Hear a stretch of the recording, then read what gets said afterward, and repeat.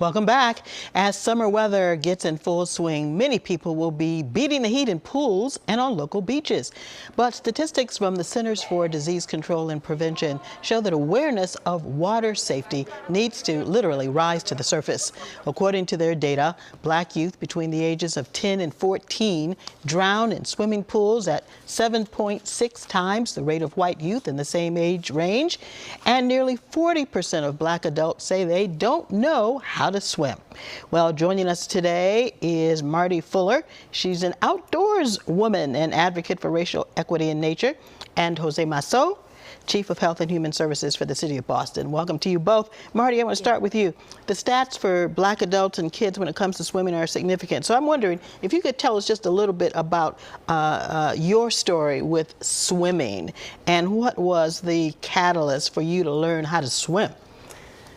I feel very fortunate that I first went to swimming lessons when I was 2 years old with my mother, who was around 36 and also learning to swim herself. Her brother, my uncle, had drowned tragically in the 60s, and that prompted her to say, my kids are going to know how to swim, even though I don't know how to swim, my mother.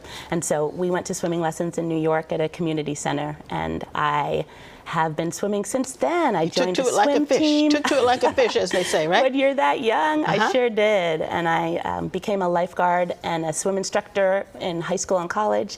And to this day, I still love to swim. I open water swim at Walden Pond. I swim at the Y in Dorchester every week. You're in it. Jose, what was your experience with swimming in your younger years? Sure. So I learned probably around the same time. I can't exactly recall when it was, but I knew at the age of 6, my older brother was a lifeguard at the time as well.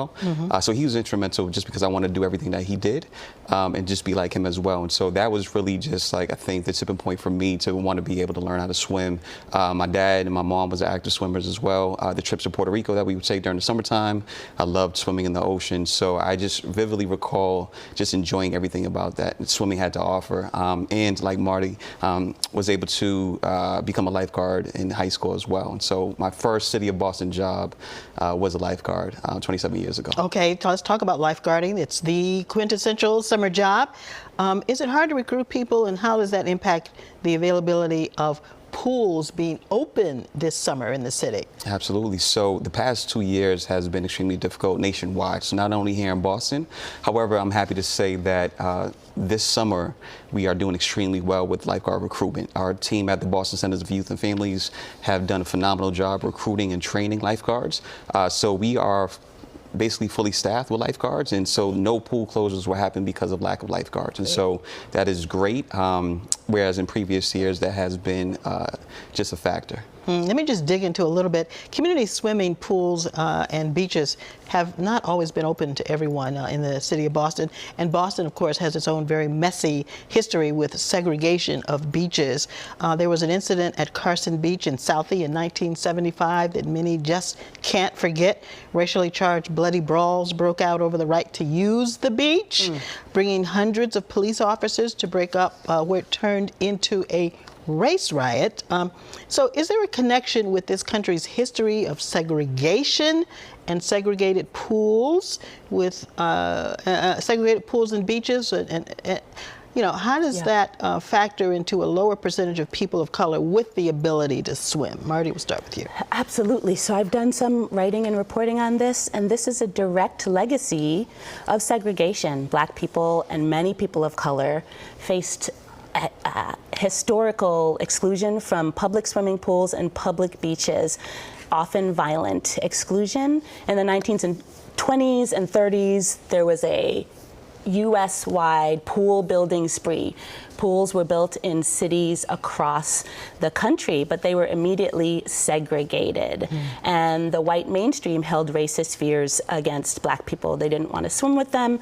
And then when white flight happened in the 40s through 60s, 70s, white people moved to the suburbs, to private pools, to suburban pools. And then the pools that were in the city, they'd been built in white wealthy neighborhoods. The cities divested money from spending money to maintain pools.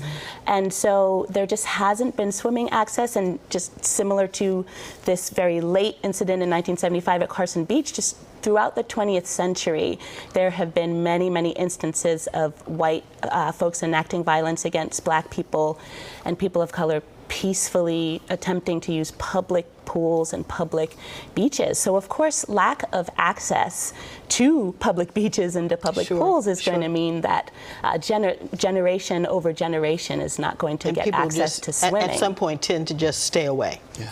They stay away. And Jose, I want you to talk about the Swim Safe program that the city has. How has the city prioritized swim lessons, and who can take them? Oh, that's a great question. So, the Swim Safe program is the city's multi-pronged approach to water safety. And essentially, as we're talking about, we want to make sure that all families, and especially children, have the tools, resources, and skills they need to learn how to be safe around water, especially this upcoming summer season.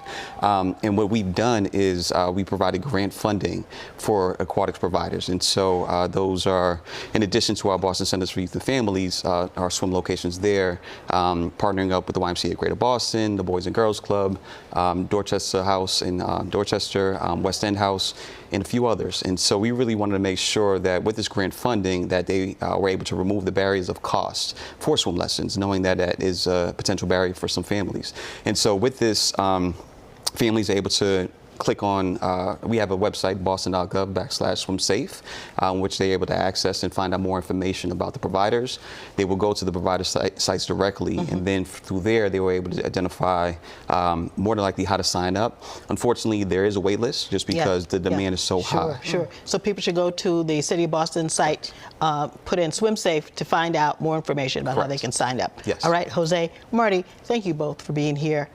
And we've posted a link to the Swim Safe program on our website, wcvb.com/cityline.